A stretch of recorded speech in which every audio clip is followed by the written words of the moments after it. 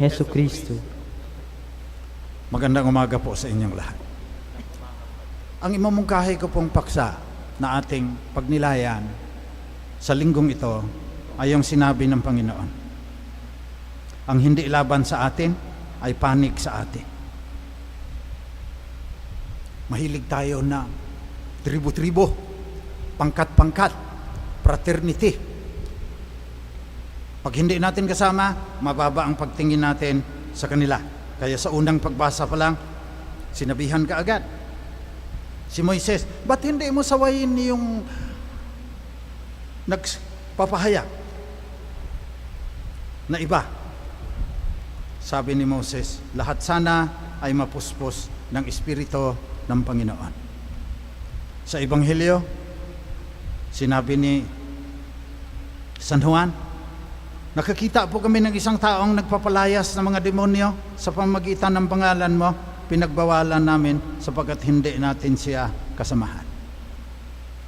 Likas sa atin, yung tayo ang grupo, Ilocano, Bisaya, Pilipino, Intsik. Hindi na maganda. Napakakitid na pananaw. Kaya yun ang aking bigyang diin ngayon. Ang hindi laban sa atin ay panig sa atin. Panginoon ang nagsabi niyan, hindi mababali yan. Kakanta lang natin, papuri sa Diyos sa kaitaasan. Hindi ko masyadong type ang mga itong translation na ito dahil nawawala doon sa tunay na kahulugan eh. Papuri sa Diyos sa kaitaasan, luwalhati. Glory to God in the high, and peace to all people of goodwill. Bune voluntatis, ang sinabi dito sa mga taong kinalulugdan niya. Kinalulugdan din ni Jesus, ng Diyos, ang lahat ng tao na may mabuting kalooban. Hindi na sinabing Katoliko yan, hindi na sinabing Protestante yan, hindi na sinabing Hindu yan. Lahat ng mga taong may mabuting kalooban, kinalulugdan ng Diyos, kinakanta natin lagi yan.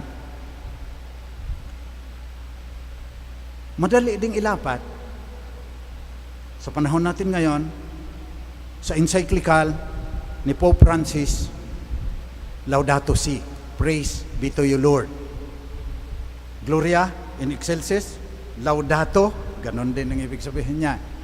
Ano ang subtitle? On care for our common home. Pangangalaga, pagkalinga nitong planeta na tirahan nating lahat ng mahigit 7 bilyong mga tao. Narito tayo.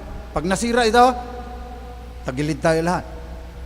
Pero hindi masisira ito. Tayo ang malilipol kung magkanya-kanya tayo, hindi tayo magkakaisa na solusyonan ang mga problema na nakaamba sa atin ngayon.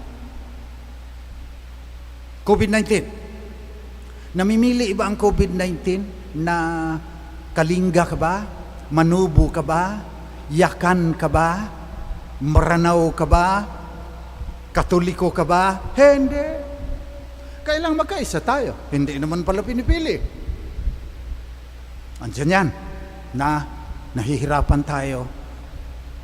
Ang talino ng COVID, barahan mo dito, magmi-mutate siya, narito na naman. Kaya mayroong second surge. O tapos, sa second surge pa na yan, lumalabas. Nagtitinda ng mga face mask na hindi pala umuubra dahil sira, binabago yung date ng purchase. Magagalian ang ating naririnig ngayon na bilyon ang pinag-uusapan. Hindi mabuting kalooban yan, na hindi ka na naaawa, nag-i-intubate na, halos sumabog na ang baga, ano mga may COVID, tapos ang inaasikaso mo ay ang iyong Audemars Piguet na 13 million pesos na watch at saka yung mga Lamborghini mo at saka Maserati. Sinabi ng pangalawang pagbasa, pinapaalaala sa atin ni Apostol Santiago, sa lahat ng ito, na mapang-api. Naghihirap na nga, kukwartahan pa. Hindi nalilingid sa Diyos ang hinaing ng mga taong nahihirapan dahil sa COVID. May naaangkop na hatol para sa inyo. Kakainin ng kalawang, sabi ni Apostol Santiago, ang inyong mga sports car. Magiging katibayan laban sa inyo, parang apoy na uubos sa inyong laman. Kailangan magiging bune voluntatis tayo. Kailangan mga taong may mabuting kalooban tayo. Pagkatapos magkaisa tayo. Huwag na muna nating isipin yung kung Taumo Epsilon ba tayo o Alpha Pi Omega o Triskelion, kung ano mga pangalan ngayon ng mga fraternity. COVID.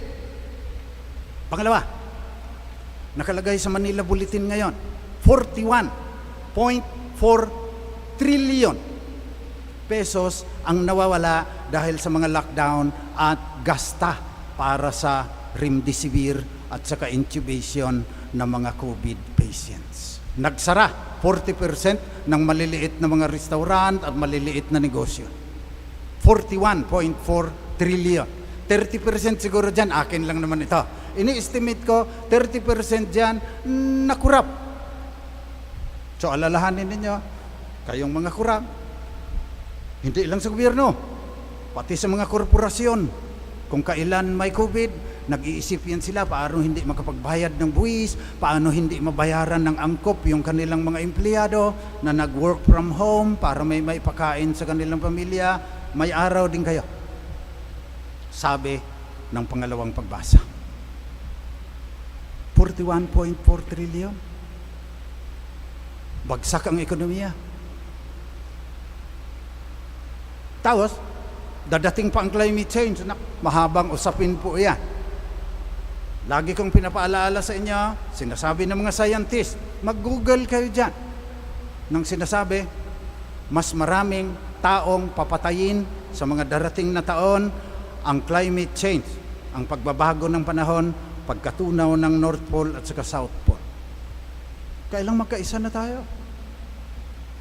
So yan, sinasabi ng mga SBD,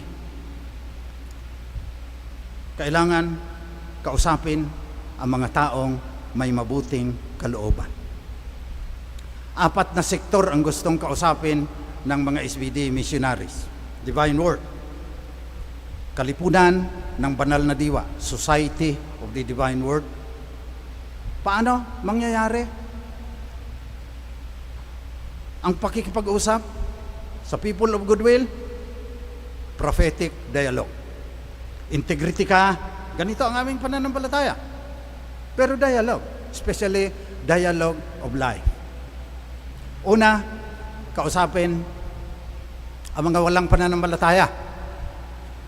Kaya tinitrain itong mga seminarista makipag-usap doon sa mga atheist. Tinuturuan ng Big Bang.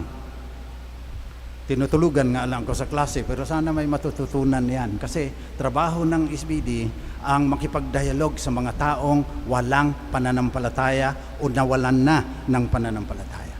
Pangalawa, sa mga mahihirap. Kaya may Kalinga, si Father Flavi, nasa Smoky Mountain, Parish of the Risen Christ, ang mga SBD missionaries ngayon. Pangatlo, mga tao na Kristiyano, ecumenism, pero hindi Katoliko, People of Goodwill, kausapin din. At ang pang-apat, mga tao na iba ang pananampalataya. Mga indigenous peoples, mga Hindus, mga Muslims, kinakausap ng SBD. At ngayon, ganito po ang mga proyekto. Una, food security.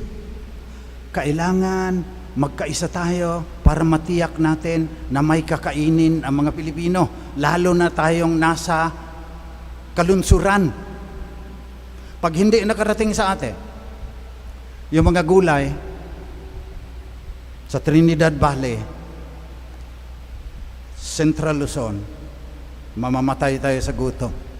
Magkaisa na tayo dyan. Ginagamitan namin ng teknolohiya yan. Lagi ko na namang sinasabi, may e-commerce platform, may digital currency. Kinakausap na namin ngayon ang mga 200 mga magsasaka sa Trinidad Valley. Church-based po yan. Suportado ng diocese. At ang maganda ron, mga Ibaloy sa Kangkanae yung andon, sabi ng obispo. Indigenous people. Loves ng mga SBD. Yun lang magandang lalaki na nag-first reading. Kangkanae yun galing sa Buntok, Lagawi Diocese. Pinagmamayabang namin sila dahil tinggiyan. Dumaan dito, aral sa Divine Word Seminary, pinadala ng Kenya, provincial superior. May Kalinga, 40 years na, nasa Ghana, Africa. Dialogue. Hindi lang dialogue, nakausapin mo, pipiding program mo, papantay mo sa'yo, lalampasan ka pa niya. Lalampasan ka pa ng mga mangyan at saka mga manobo, pagbigyan mo ng pagkakataon niya. Food security, pinag-uusapan natin ngayon. Pangalawa, climate change. Kinakausap na namin ang mga Muslim sa Lanao del Sur, bamboo. Ang Central Province ng SBD sumusuporta sa vision na 1 billion bamboo by 2030. COVID lang, kung hindi, kinaladkad ko na itong mga seminarista na magtanim doon sa Marikina Watershed sana. Pati yung mga seminarista sa Tagaytay. SBD na trabaho yan. Ang pangatlo, kausap din namin, may memorandum of understanding kami ng mga Muslim millennials, mga CPA, mga IT, Muslim. United Voices for Peace Network, 10,000 na alsa na sa BARM, hindi kami pinayagan ng DepEd, simulan namin ng unti-unti yan, iwawire yung buong BARM, pagkatapos papadala yon ng digital modules ng ALS. Maraming salamat, DepEd ALS, na pinayagan ninyo kami, makakapag-dialogue kami, prophetic dialogue with Muslim millennials in Mindanao and even in Taguig and many other parts of the country.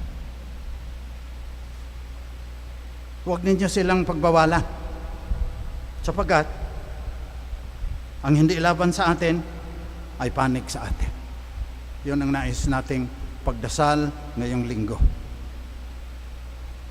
Na sana, huwag maging hadlang yung relihiyon, yung lahi mo, kung Ibaloy ka ba, o gaddang. Wala nang pakialam yan sa mga panganib na nakaamba sa atin ngayon. Panalangin natin sa Panginoon na nagsasabi, Bone voluntatis. Magkaisa, through a dialogue of life, ang lahat ng mga taong may mabuting kalooban para malutas itong COVID-19, lahat ng variants, para magawa ng paraan yung nalugi na 41.4 trillion pesos. Magdadalawang taon na ang COVID at ang darating pang mga kapinsalaan na idudulot ng climate change. Yun ay pagdasal natin sa misang ito sa ating Panginoon na Hari ng Sansinukob, may gawa ng langit at lupa, pati lahat ng mga tao sa mundo, at kinalulugdan ang mga taong may mabuting kalooban.